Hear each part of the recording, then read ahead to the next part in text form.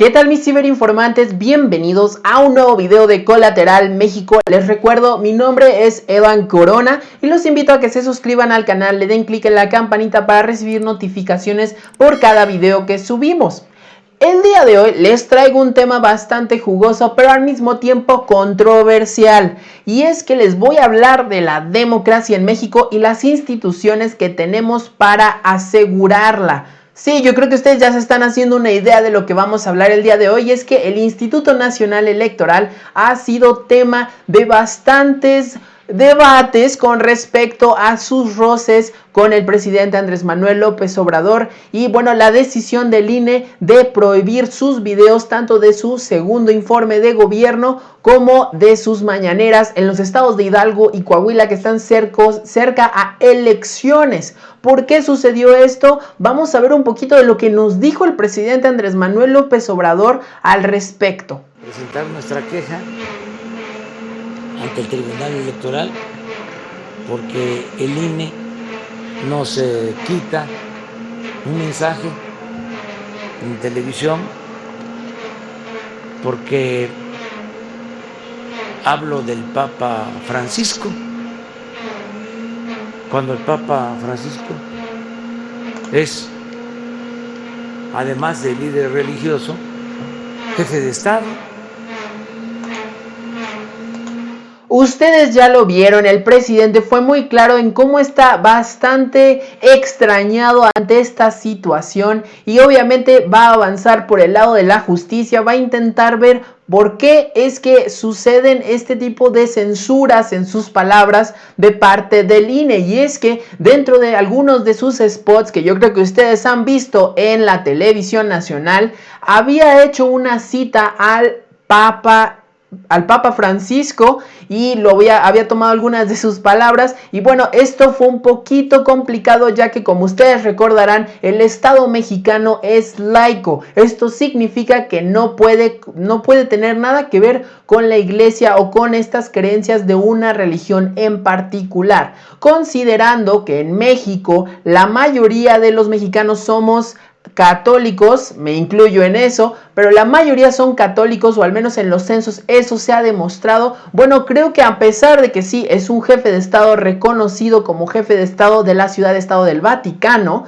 también tiene muchísimo más influencia y poder sus palabras por el lado religioso de la religión católica, que es el que es cabeza en todo el mundo y es reconocido y es obviamente seguido. Y pues estas palabras dichas por el Papa, utilizadas por el presidente, podían llegarse a malinterpretar o a intentar empujar a una decisión a las personas que sean creyentes, que sean partes de esta religión. No les estoy hablando sin números, les voy a demostrar aquí cómo El Economista nos demuestra que para el año de 1990, aquí lo pueden ver, para el año de 1990 en México eran 89.7% de la población católicos, se autodenominaban católicos. Para el año 2000 había 87.9 y luego para el año 2010, que fue el anterior censo nacional, el 82.7% de mexicanos se autodenominaron católicos.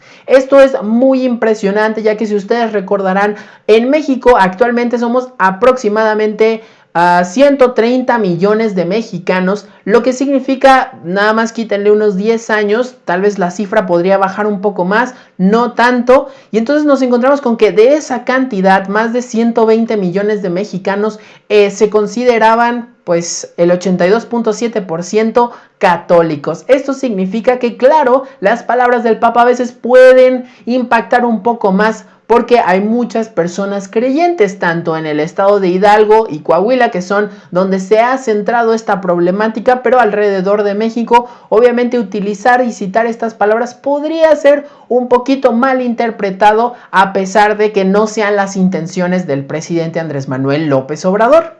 Pero las cosas no se quedan ahí, y es que obviamente el presidente avanzó, hizo su reclamo, presentó su queja y bueno, el INE ya se retractó y ya va a dejar que en estos estados se puedan pasar tanto la mañanera como su segundo informe de gobierno, sus spots del segundo informe de gobierno.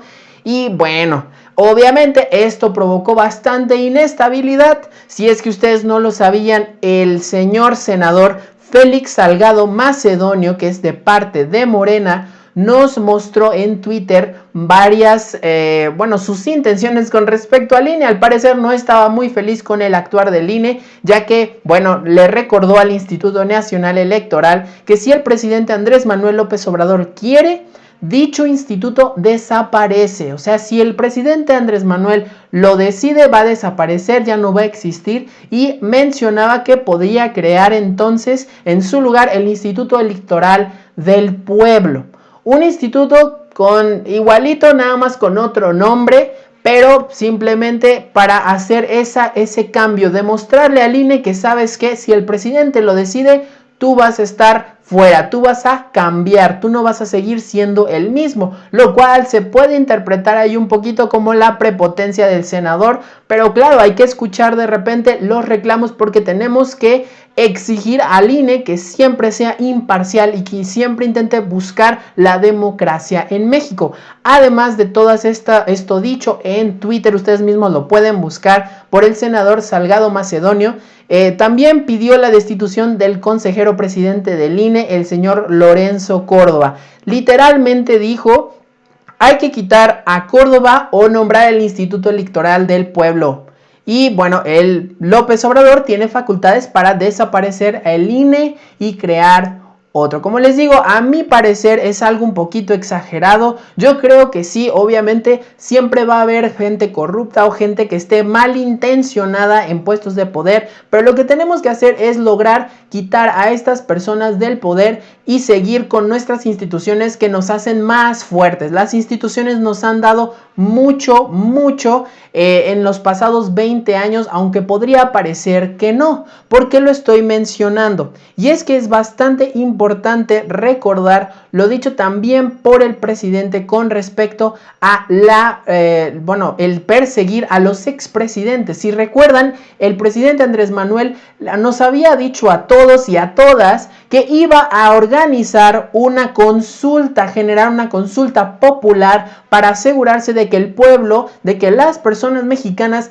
queríamos que siguieran o que encarcelaran a los expresidentes. Aquí tenemos unas palabras que les voy a mostrar, en donde nos dice, y esto es citando al presidente: no sabemos a ciencia cierta, pero es muy probable. Y le digo esto al INE porque leí unas declaraciones que me parecieron extrañas. Están ellos diciendo que es muy difícil hacer una consulta, como si ellos son los que tienen que promover que haya democracia.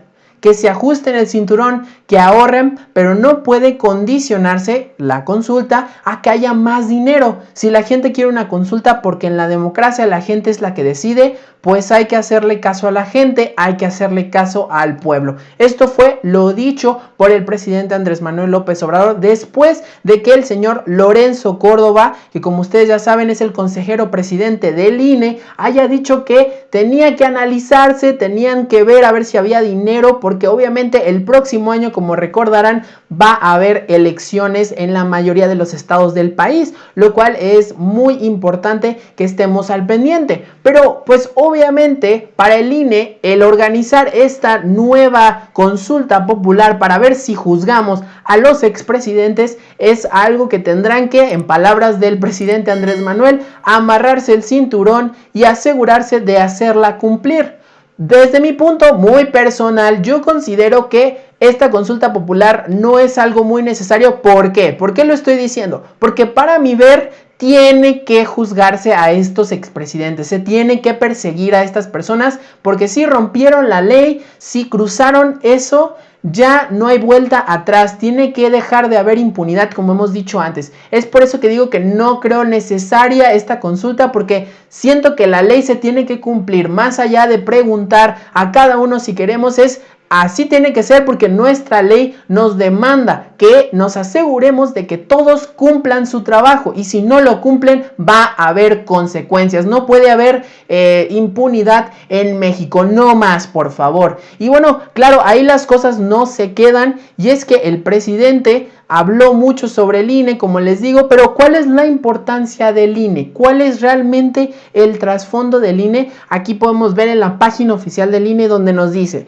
el Instituto Nacional Electoral es el organismo público autónomo encargado de organizar las elecciones federales, es decir, las elecciones de la presidencia de la República, diputadas, diputados, senadoras y senadores que integran el Congreso de la Unión. De igual forma, organiza en coordinación con los organismos electorales de las entidades federativas las elecciones locales en los estados de la República y la Ciudad de México.